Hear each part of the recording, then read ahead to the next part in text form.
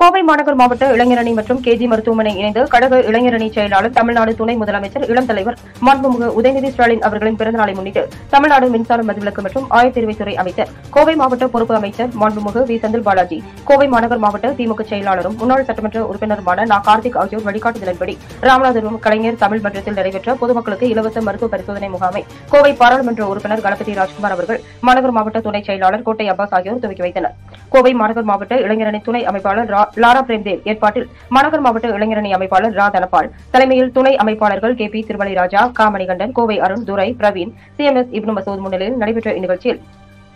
ராமநாதபுரம் பகுதிச் செயலாளர் ப பசுபதி, பொதுக்குழு